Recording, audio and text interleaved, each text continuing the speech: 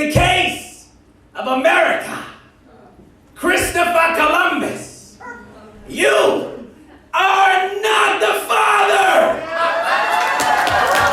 I am writing this poem on Columbus Day, picking at scabs from old wounds that have yet to heal, reading old history textbooks for inspiration. If there's anything more painful than reading an old white guy telling a story, it's when it's wrongfully told. I still remember the first time I learned his name. My teacher's words sounded more like a rifle. Christopher Columbus discovered America.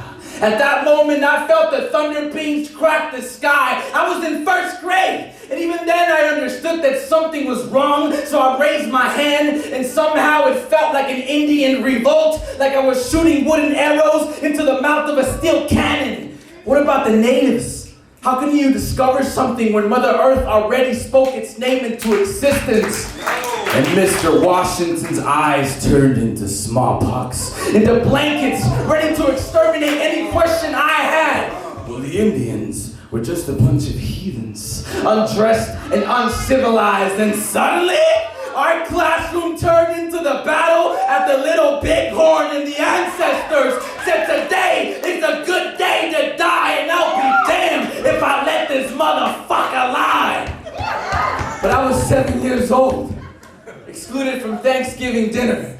The scoldings I received felt like a massacre at Sand Creek, like braids being cut off at boarding school. They say the only good Indian is a dead Indian. So they cut our hands off if we didn't bring enough gold. And if you really wish to exterminate the savages, you must start with their children. Because nits make lice, and lice are bloodthirsty. But here's the irony. When Columbus first encountered the Taínos, he named them Indios, meaning in God or God's children. Someone please tell me why we worship a man who kills angels. I guess he read the Bible the same way he read map coordinates, with his eyes closed.